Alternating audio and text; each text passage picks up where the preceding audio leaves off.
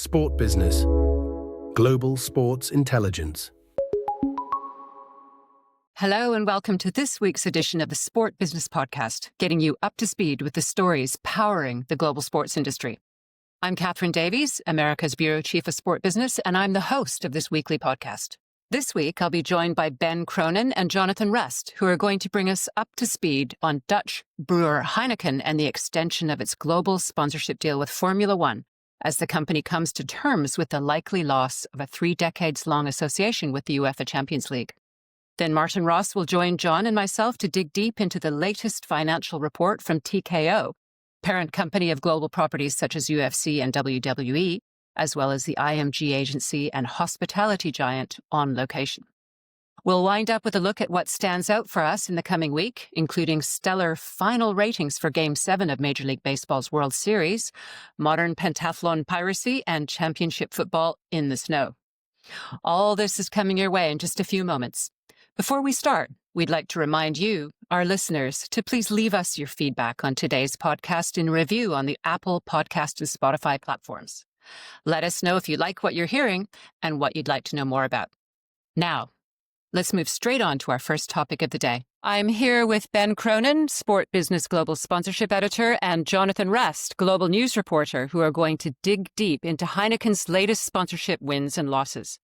But first, welcome to the podcast, gentlemen. It's been a couple of weeks for you both. What's been keeping you awake over the past week or so since our last recording?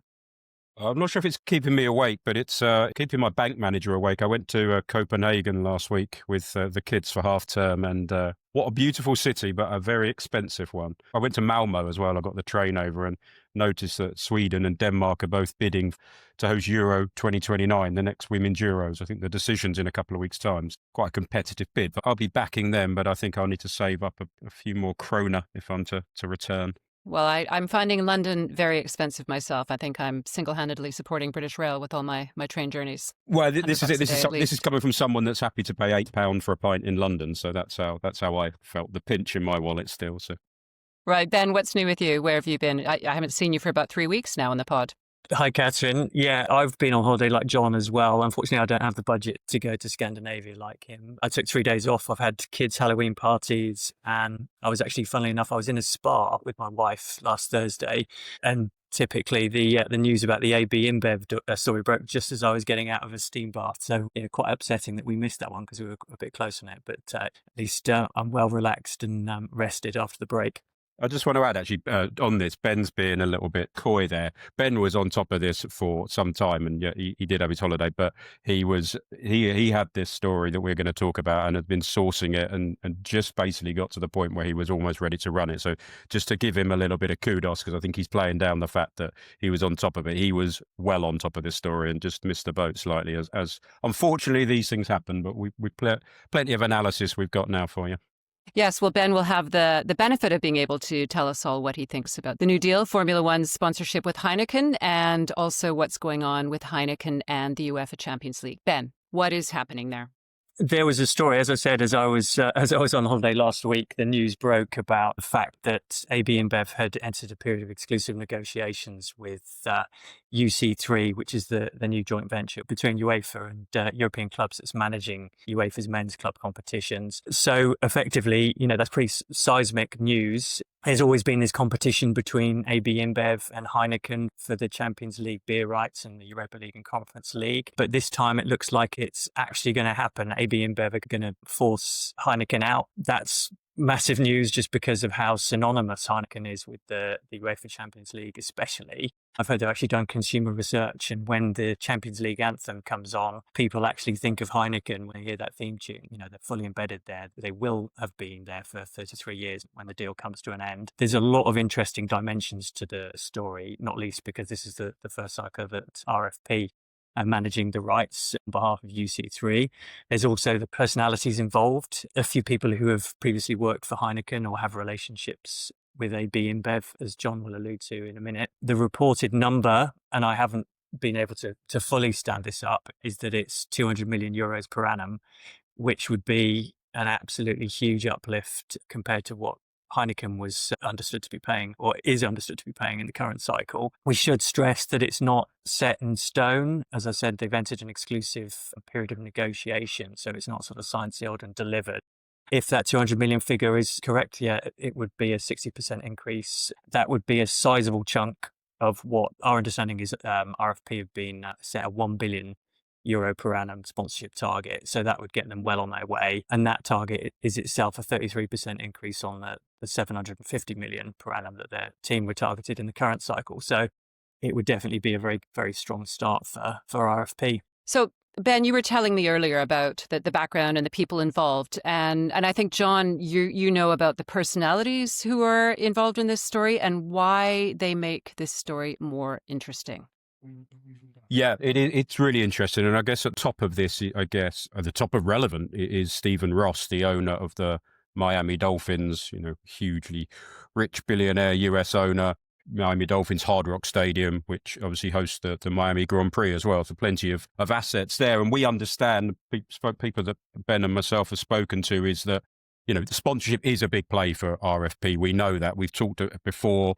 The media market is tough, but we understand the promises made by Relevant to UEFA UC3 is that sponsorship is where they can make the big uplift, I guess.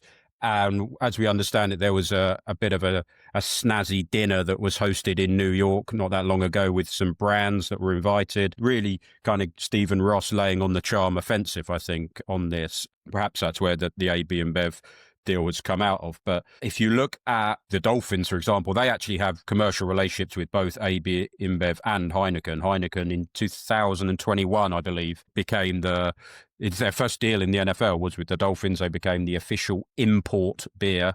The Dolphins also have a relationship with AB InBev. I think you can buy Bud Light if you're a Michelob Ultra, or tap water as I refer to them, in the stadium.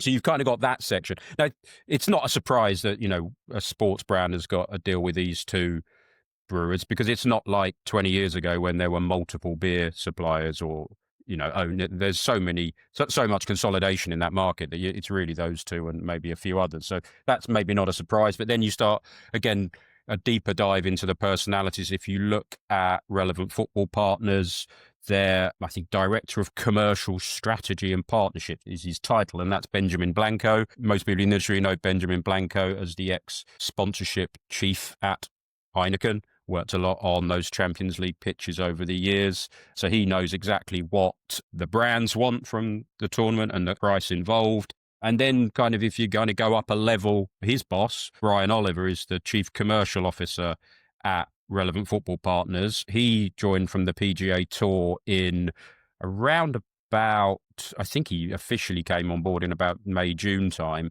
His kind of final piece of business at the PGA Tour was to renew quite a hefty deal with AB InBev to 2030. So it's a very kind of entwined business, as all these are. And, when you're dealing with a global beer partner, you're only really going to be talking to a couple of them. But yeah, just a little bit of colour there on the people involved and maybe how the horse trading went on. Well, let's go back to what you were saying, Ben, about the money involved. You said it was 200 million per season. I know that's significantly more than what went before. Is that value for money for them? I should say, yeah, I mean, we haven't actually nailed down that fee yet. We've heard it from a couple of sources, but I'd like a bit more certainty about that before we get behind it and publish an article about it. I wonder whether or not, just because of the economics of it, I wonder whether or not there's, that also includes an activation budget or media spend. I'm not sure at this stage. They're definitely, I mean, is it value for money? I mean, they're definitely getting more than Heineken were, in the sense that they're going to be sponsoring the Europa League and the Conference League. We actually reported in the last cycle that Heineken had decided to drop those and focus all of its energy on the Champions League. So there's more value there. They're also getting a 2-cycle deal after Qatar Airways sort of set that precedent in the current cycle and got the first ever 6-year sponsorship deal for the Champions League. So it's a big sum, but it will, you could say, well, it will come to seem like better value over time, in years 4, 5, and 6, when there's an uplift on everybody else's deal, then the sort of gap, which there's inevitably going to be between Heineken and everybody else, that will begin to narrow further into the cycle. But I mean, even factoring in all of those things, the people I'm speaking to, are just saying that is such an eye-watering sum, and they're really struggling to sort of understand the logic and just how AB InBev can actually justify this deal. I mean, there's a few reasons for me saying that. One is that we've been talking to brands who say that they were told that the Swiss model would deliver a 30% uplift in audiences for this cycle, but they've been telling us that the reality is that the increases are close to single digit. The other things, I mean, I'm trying to sort of, like John, I'm trying to sort of figure out what relevant RFP could have offered them to actually get them up to that number. I've been hearing that there's a plan, and it is quite hard to sort of determine exactly what they're planning to do and what the innovation is going to be in sponsorship in the next cycle. But I've heard that there is a plan to free up more broadcast inventory for sponsors. Our colleague Martin did a piece about them introducing L-frame advertising insertions in the next cycle. That would obviously be very appealing to a beer sponsor. When you think about the connection between, sitting on the sofa and drinking a beer. And there's also talk of freeing up more digital rights. But even then, even factoring in all of that, I think it's hard to sort of get your head around a 200 million euro per annum figure. And one thing I would say is I think David Beckham's going to be very busy because he's an ambassador for Stella Artois in the UK, and he's also an ambassador for PepsiCo. We've seen the adverts where he's promoting Lay's. So I think we're going to be seeing a lot of David Beckham in the coming cycles. I think that's Sir David Beckham, isn't it? Sir David, sorry. That's Sir right. David, Yeah. Come on. He's done his bit. So I'm going to throw this next question to both of you. Where does this leave the other properties that are sponsored by AB InBev and Heineken? I mean, the World Cup is obviously the other big one AB InBev have got. They had Club World Cup as well.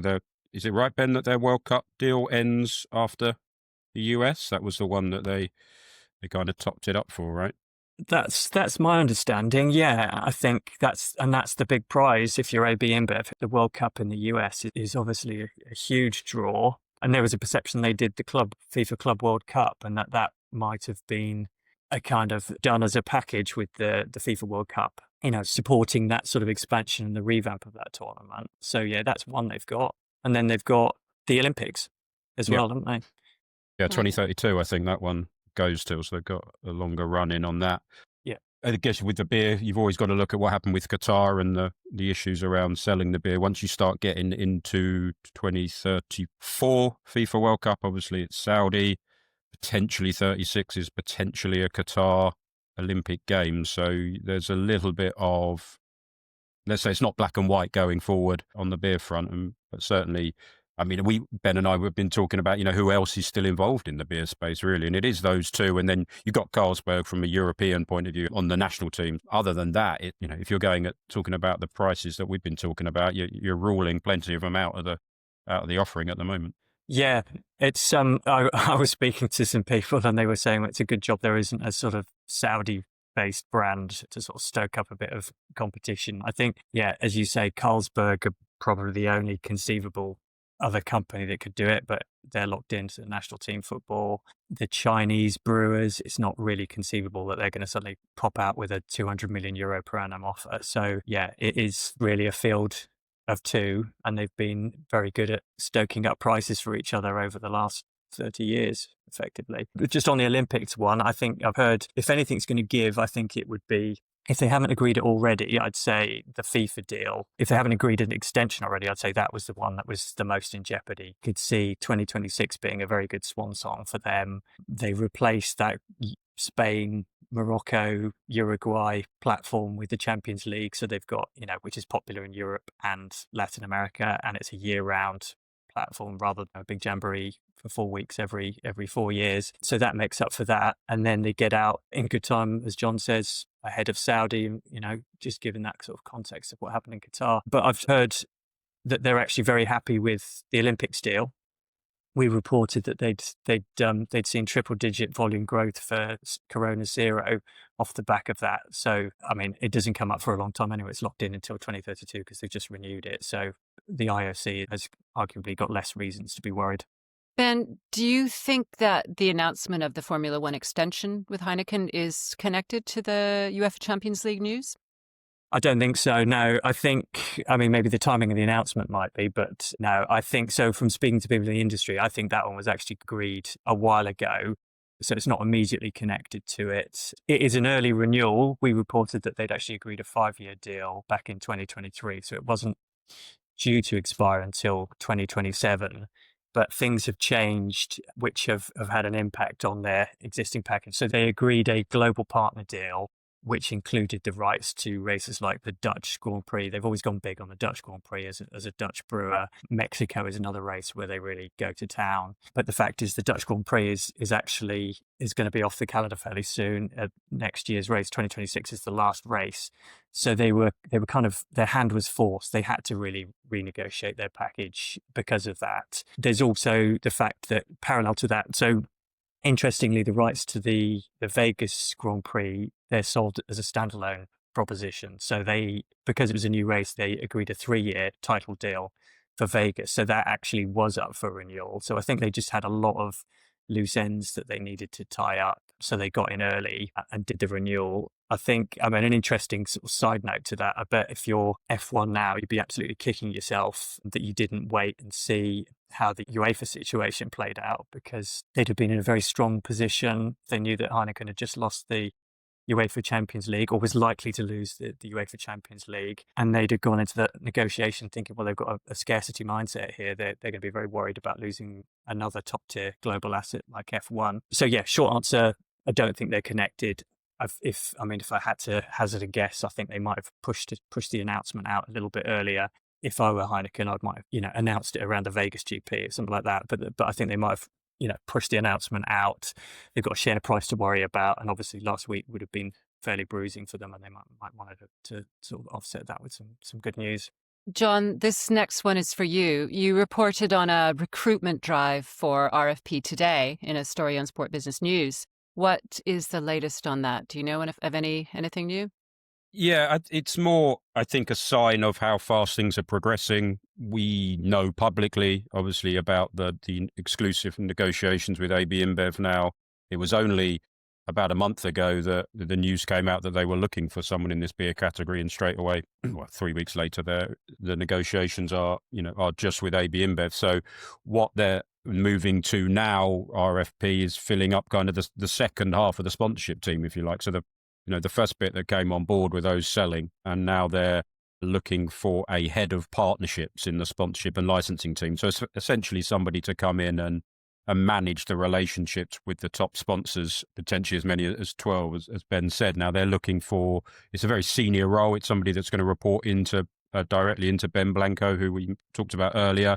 I understand it's going to be a team of up to 14 people. So that's, quite a large servicing team overseeing the delivery of the commercial rights that they get from UC3, working as, basic stuff as kind of onboarding the new partners, ensuring that they're kind of using the commercial rights effectively and in the right ways they're allowed to use them. But also, I think, working on some kind of higher value contract renewals down the line. So I think it's just a sign that they are building out both sides of the sponsorship department now, both from a selling point of view, and then, once those guys are on board, servicing them and ensuring that everyone is getting out of it what they want. And, that is the team that Ben Blanco is leading. And, no one knows that more from having been on the other side of the fence with Heineken, knowing what a brand wants when they are spending not quite $200 million, less than that.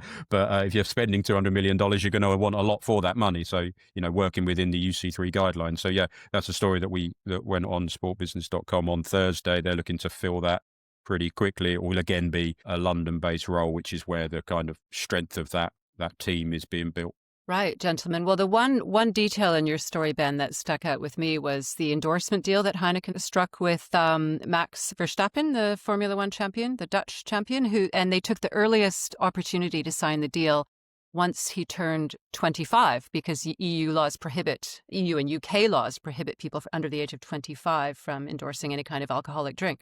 So he was practically blowing out the candles on his 25th birthday cake, wasn't he, when they struck the deal? I thought that was an interesting nugget. Yeah, and he had plenty to celebrate as well, because that's quite a sizable deal by all accounts. I can't remember. I did report on it, but I think it's about $3 million per annum, something like that. So yeah. It's good work if you can get it. Not bad for a 25-year-old, huh? Exactly.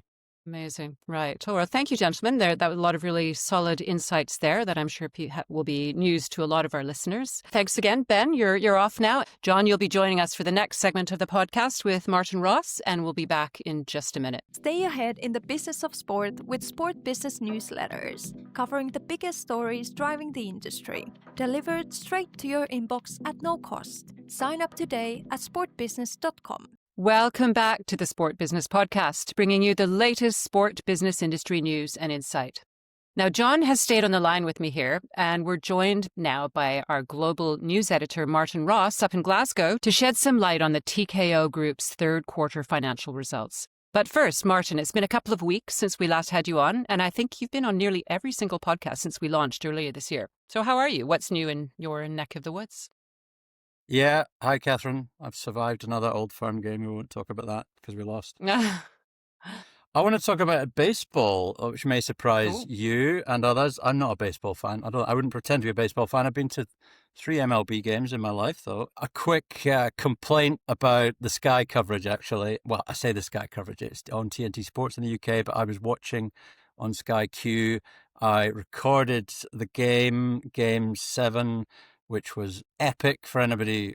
Everybody will know the score by now, I'm sure. But I had to mute all my notifications because I have a lot of newfound family in Canada, which is a different podcast altogether. But yeah, I watched it on Sunday morning and it got to the bottom of the 10th inning, extra innings, and it just stopped. And the recording stopped. That was it. I then had to wait until I think the repeat was on. Extended highlights were on at 6:30 in the evening. I had to go all day without finding out the score so that I could watch it. So as a serious point, I could have mentioned this before, maybe around Disney Plus and Women's Champions League. With piracy, as bad as it is, you just got to get these things right. There used to be a system on Sky where you could extend the recording, I think, but these things are really important when consumers are thinking about paying a shed load for a Sky subscription, or I do not buy pirated products. But these things have to be get right. I mentioned something similar last week when Sportsnet in Canada, their streaming service went down in the crucial 7th inning of Game 4. And people were commenting on Reddit, well, I was watching a pirated stream and it was perfect. So you're right. They do need to get their technology right, don't they? But on that subject, the World Series Game 7 that you were talking about was the most watched Game 7 ever since 1991, which was the World Series Game 7 between Minnesota Twins and Atlanta Braves. That's a curious, I'm not sure why those two teams, but as John and I were saying before, it's possibly because back in the early 90s, people didn't have Netflix or gaming or even pirated streams. But other notes on the game, the 51 million people who watched it, the average 51 million in the USA, Canada, and Japan. I mean, that's an extraordinary number, and that's actually 30% more than the entire population of Canada. So that's a big number.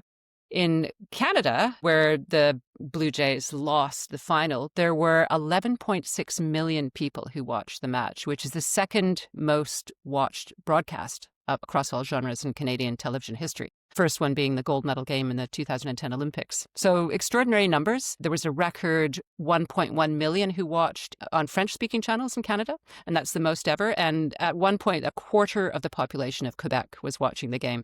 And that's extraordinary because it was the Blue Jays. And I think people are still resentful of the fact that the Montreal Expos disappeared some time ago. So the fact that people in Quebec were watching a Toronto baseball team shows how popular the game was in Canada. We've spoken about this before and how different it is to especially UK sport or even maybe European football, that when there's one team left, and there is only one Canadian MLB team to be fair, but when there's one team left in Canada, everybody pulls for them. Whereas, here in the UK, domestic rivalries seem to run quite deep, and that might not be the case if Tottenham were in the final of a European competition. John might not be too excited. So, it just works very differently, and that kind of maybe helps to explain the viewing figures. I think you're right.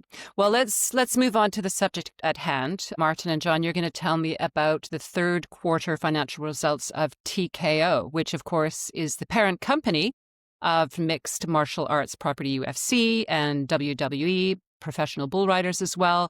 TKO owns global marketing agency IMG and the On Location hospitality company. That's the official hospitality provider for the next year's FIFA World Cup and 2028 Olympics, among other premium events. It's a giant, TKO, and its revenues attest to that. I think you'll just tell us that there was over $1 billion in revenues in the third quarter alone. Can you break it down for us and tell me what those numbers mean? Yeah, Catherine, we are in the middle of financial results week. Our colleague Maria gets very excited about financial results, whether it's TKO this week, Sport Radar, Genius, WBD, there's been a lot. But yeah, over 1.12 billion third quarter revenues for TKO, which was actually a 27% drop. We're going to give you a warning here that this first bit's going to be quite number heavy, and then we're going to get into maybe what it all means and how things are looking forward, and also pick out some of the interesting comments from the earnings call, which we listened to last night. So yeah, the main reason of the revenue drop was On Location's Paris 2024 Olympic sales. So revenues at IMG, which includes On Location now for third quarter. The main reason, I suppose, was due to seasonality and the cyclical effect, which often affects financial results. The non-recurrence of On Location's Paris 2024 Olympic hospitality sales. So if we go back a year, IMG, which houses On Location now, and from a reporting point of view, had revenues of $610 million for live events and hospitality. So that revenue stream fell to 138.3 as a result of obviously not having the Olympics. In these results, the Summer Olympics, the more kind of traditional side of the IMG business, media rights, production, content revenue was effectively flat, really, $185 million.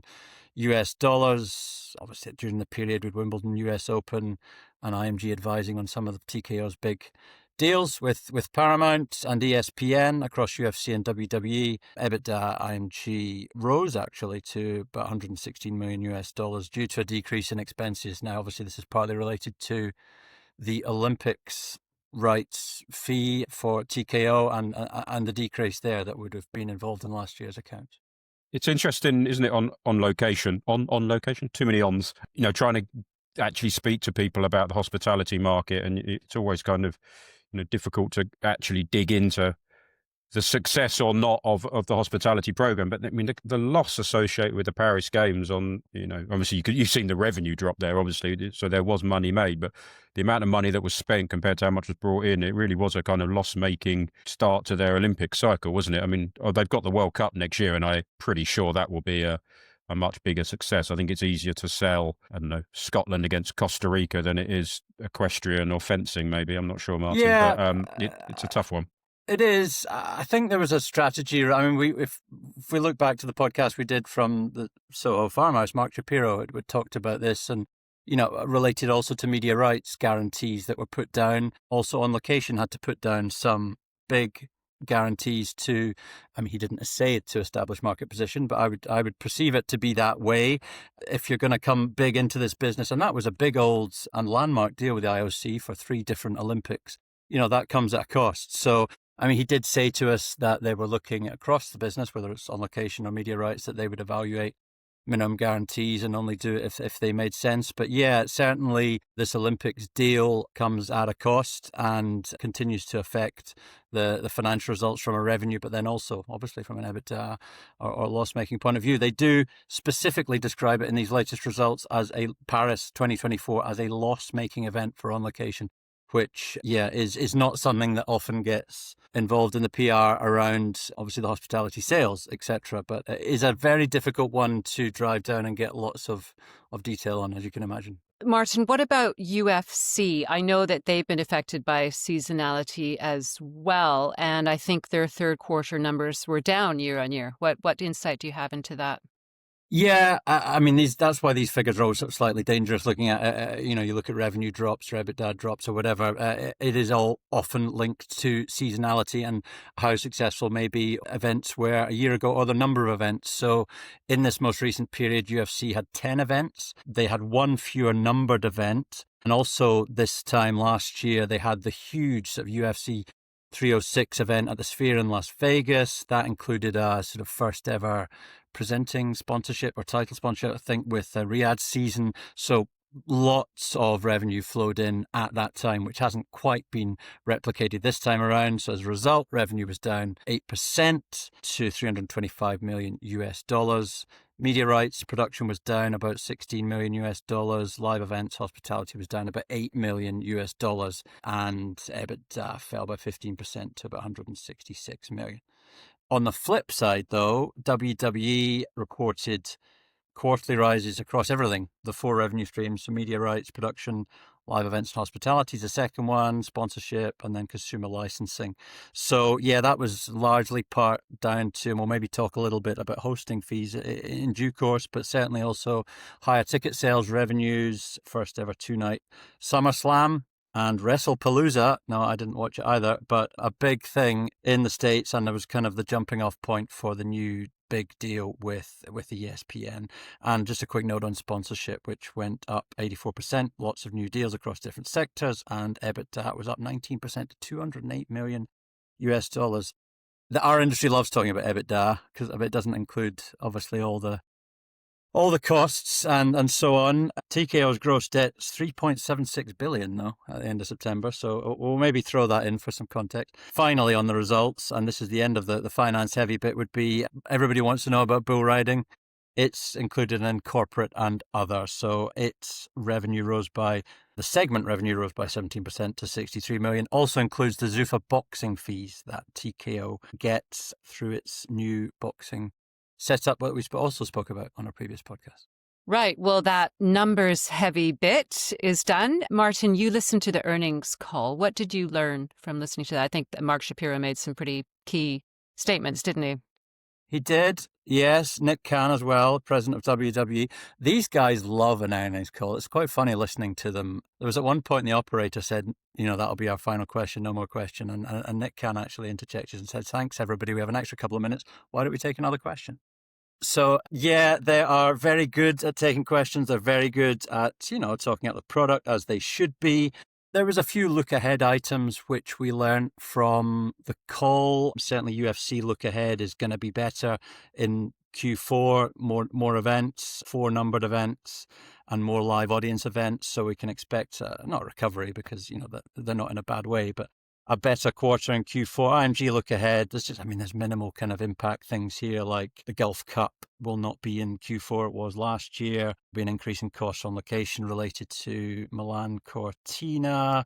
They're expecting Q4 revenue adjusted EBITDA to be down modestly. So not much of a change. And WWE, the new Netflix deal, global deal, will come into effect, as will the ESPN domestic media rights. So big old revenue streams flowing in there, although on the flip side, the calendar effects can affect WWE.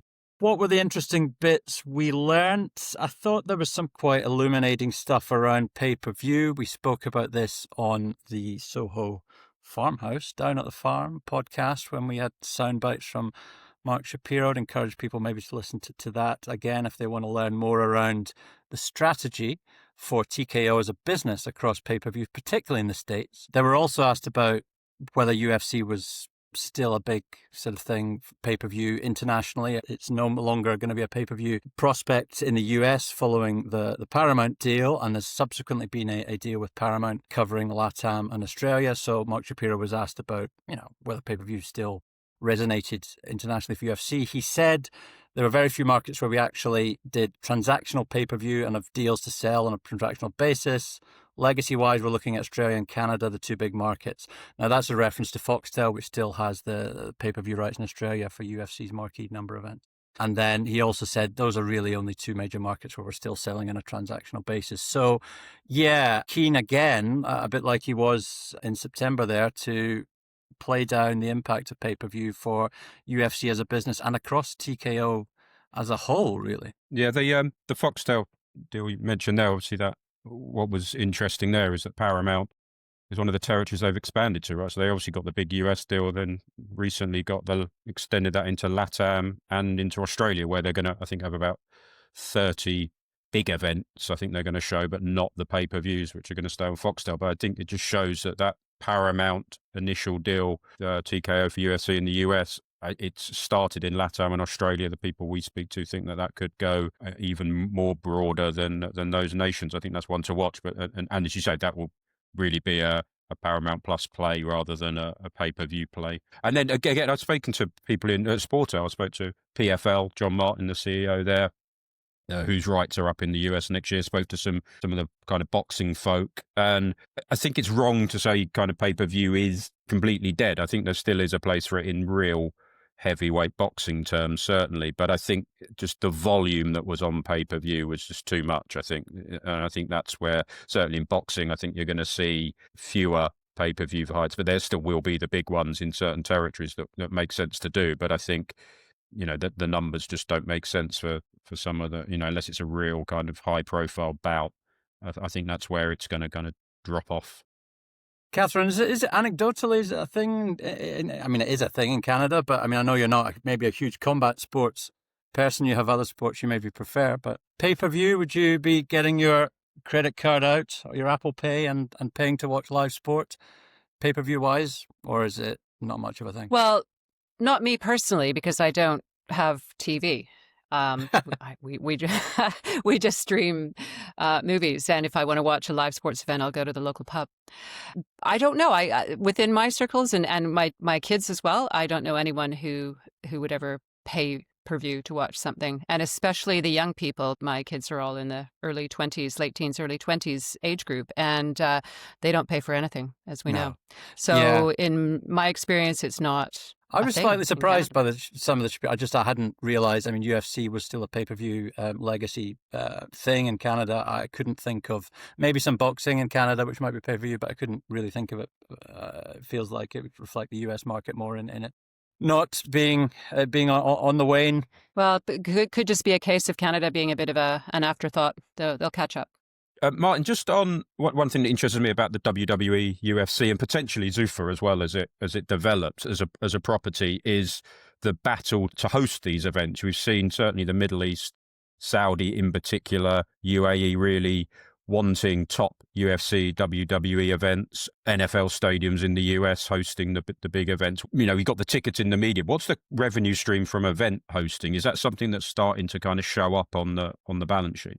It is, and it's kind of one that is a bit of an afterthought for us. We get so excited about the media, and rightly so, because the media rights figures are huge. Obviously, the UFC, the new UFC deal with Paramount in the US is worth $1.1 billion per year. The new ESPN deal for WWE premium live events is, I think, an average of $325 million a year.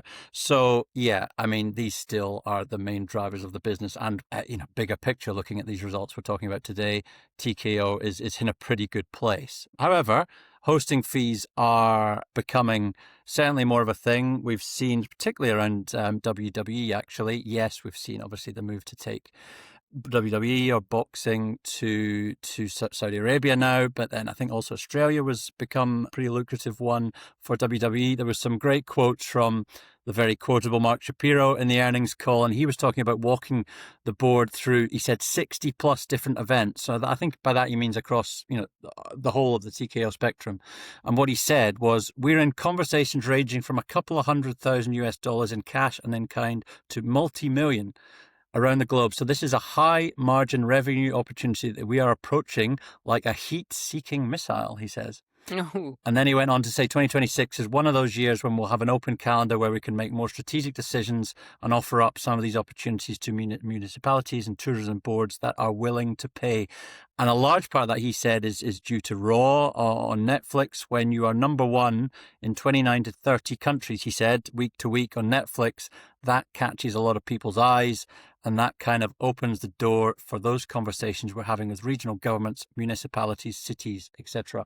So, I mean, yes, it is. I mean, as I said, these guys are very good at talking up their business, as is their job. But yeah, hosting fees are becoming a bigger part of the pie. But yeah, the big pie, which I suppose we're still more interested in, and rightly so, are these huge media rights deals that have been done recently, which put TKO in pretty good shape going forward. Okay, well, that is terrific analysis from you both on TKO's third quarter results. Thank you. And we'll be moving straight on to the final part of our podcast, which is what we're looking at for the week ahead. We'll be right back in a few moments. Stay ahead in the business of sport with trusted news, data, and analysis across media rights, sponsorship, and more. Explore our subscription options at sportbusiness.com. Welcome back to the final section of our Sport Business Podcast, where we look ahead to what's coming up next week. John, I think you had something for us. What have you got? Yeah, next week, November the 10th, is the first round deadline for bids for CONMEBOL club competition rights. So it's a process that IMG has been running for about the last month. By the time you listen to this, there is a deep dive on Sport Business Media looking at the runners and riders and the packages. We managed to get hold of a little sneak peek of the tender, as we tend to do, much to the annoyance of the rights holders. So yeah, there's have a look at that. The deadline is next week. It's going to be a super interesting market. We talked about it a little bit in the kind of Sportel special, but it's very much, Brazil is such a competitive market with the big streaming digital players. And then there's some kind of resurgence coming in parts of the South American market. So it'd be interesting to see how that develops as the bids come in. But yeah, November the 10th is the first round deadline. Last time it went to a second round. So maybe we'll be talking about this for another couple of weeks yet. I'll look forward to reading that tomorrow, John, because I know there's a lot of new things in this tender this time round, and that's coming out tomorrow. My looking ahead is day before yours, November 9th, which is the final of the Canadian Premier League's 7th season. Now, the two teams who are playing are Cavalry of Calgary and Atletico Ottawa, which is owned by Atletico de Madrid. And this game is notable for a couple of things. First of all, it's the first ever final that has not included the team Forge FC from the city of Hamilton, so that there's going to be a new winner, and it won't be Forge. And the other thing is the weather forecast. It's forecast to snow in the final, and there's going to be a high of -1, and also the low is -1. So it's going to be an exciting final. And I touched down in Vancouver just in time to watch the final live on One Soccer and on TSN, which is showing the Canadian Premier League match a week this year. And I've heard that Miguel Ángel Gilmarín, who is the longtime CEO of Atletico Madrid, is very excited about the success of his Ottawa franchise. And it remains to be seen whether he'll be actually at the game. He may want to steer clear because of the weather forecast, but exciting news on the Canadian front. And that's me. Martin, who's going to win, Catherine?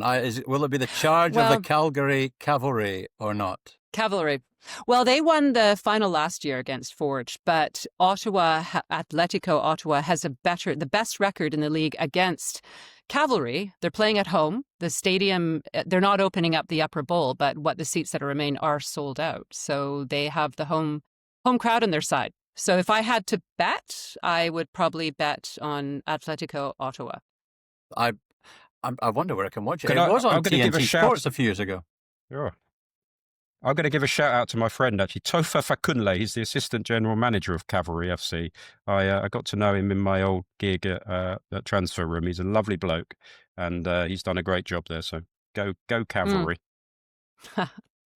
So, Martin, you had something that you were looking ahead to, weren't you? Yeah, I want to look ahead a bit further to 2026 and Live Golf moving to a 72-hole format, which is interesting. Has led to jokey comments about whether it will now rebrand as LXX11 Golf, obviously because Live being Roman numerals for 54, which is a 54-hole tournament at the moment. As the format is moving to 72, I've kind of got mixed feelings about this. I quite like the fact that Scott O'Neill's come in as CEO and just kind of shaken things up a bit. I mean, originally Live was the original disruptor. It was 54 holes. It was meant to be different. There's various reasons, obviously, to go to 72. One of them, I suppose, is listening to your players, although Tyrrell Hatton came out in a press interview a couple of days ago saying that a year ago they had a poll and only 3 of the Live golfers voted for 72 holes. We don't know how much that's changed in the last year. They have improved a lot, obviously, Live in terms of pathways to the tour, and this of course is also designed to maybe help getting official world golf ranking points, etc. But yeah, an interesting realignment for the big golf disruptor to, in many ways, get back in line with traditional golf. It will have impact obviously on the production, or become a 4-day production from a broadcast point of view, but on the flip side, you'll be able to sell more tickets. As we've said before, some of these events, Australia particularly, does very well ticketing wise. So an interesting dynamic. Let's see how it impacts viewing and interest and so on. I read a lot about golf. I've watched a lot, and I don't think I ever actually knew that live was because of 54. I don't know my Roman numerals very well. So you Lots learn of people something new every don't. day. Yeah, lots of people don't. Well, moving along, Martin, we were going to look at any other business that you had in mind, and I think there's something you looked at that is a bit quirky and unusual. It's certainly quirky and unusual. I think this is the first time ever on a podcast we're going to pull up a tender document live on air. Has this ever been done? Let's do it. I currently am looking at Modern Pentathlon's tender document, request for proposals for media rights 26 to 28. We've written a story about this on sportbusiness.com, which we will maybe spare you the full details of that on this. But it did amuse me somewhat that within this tender document, among the points of the agency that they're looking for, they will have to ensure compliance with rights restrictions, geo-blocking and anti-piracy best practices. And then when they evaluate the bids, they're going to look at innovation in marketing and anti-piracy approach. The thought to me, I mean, if we're in a world where people are genuinely very concerned about pirating modern pentathlon outside the Olympics I'm talking about, then we're in quite a place. It did amuse me at the thought of, people buying dodgy sticks and asking, can I get the modern pentathlon on this? But yeah, they've just done the tender very diligently. They're doing the right thing, but it is a sport where they are desperate for exposure. The rights clearly are not worth very much at all. And there is distribution on Olympic Channel. They have their own OTT, etc. And it's not to take a slight at Modern Pentathlon, who are just trying to do their best job to distribute the rights. But if we are now worried about pirating, I mean, if I was Modern Pentathlon, surely you would want as many eyeballs as you can on the sport, but maybe not pirated eyeballs, of course. Well, perhaps they're very forward-looking because they have replaced the equestrian sport with what I understand is sort of ninja gladiator-style obstacle course. So maybe it could be the next big thing. Yeah, I mean, on a serious point, they have had a big, exhaustive look at the sport because obviously it's a potential Olympics place was under threat, and it has gone through an overhaul. And they got some big hitters. I think it was Peter Hutton and Michael Payne and others onto a board to evaluate what modern pentathlon was to the TV viewer. So they've done a lot of good work in modernizing, oh dear, what a terrible pun, in modernizing from 5 points of view what the sport could be. And the thought to me of people maybe scouring X for streams of pirated modern pentathlon did tickle me somewhat. It's a great sport, though. It's the James Bond sport of the Olympics, isn't it? I always turn to it when I'm watching the Olympics, especially with the new format where each event follows the other. It used to be over a couple of days, but now it's one after the other. It's the one I always miss. I mean, I hate to say it, but at the end of an Olympics, when I kind of tot up everything I've seen, I always think, I never actually watched any of the modern pentathlon, which I must get into it. It's not massive on the streets of Glasgow, I'm not going to lie. But John, are you a modern pentathlon fan? I'm not, Martin, I have to admit. No, not my cup of tea, I'm afraid. Well, on that happy note, I think we'll wrap up this week's podcast. Thank you, John. Thank you, Martin. And previously, thank you, Ben. And we will be back next week with more insights and analysis for you. And in the meantime, have a lovely week, you two, and we'll speak soon. To our listeners, if you want to know more about today's stories or any of our other reports and analyses, and especially if you're looking for the world's largest collection of accurate rights fees across media and sponsorship, you know where to go. Take a look at subscription options on our website or get in touch with us via email at info@sportbusiness.com. And as always, if you enter the code SBPodcast30 at the checkout, you'll get a 30% discount on annual and monthly Sport Business subscriptions. Please don't forget to share your thoughts on this episode and give us your feedback in a review on the Apple Podcast and Spotify platforms. You can also watch for our weekly LinkedIn posts promoting the podcasts, where you can, of course, leave a comment. Thank you all for tuning in, for reading, and for subscribing. I'm Catherine Davies, and we'll be back again next week with the Sport Business Podcast.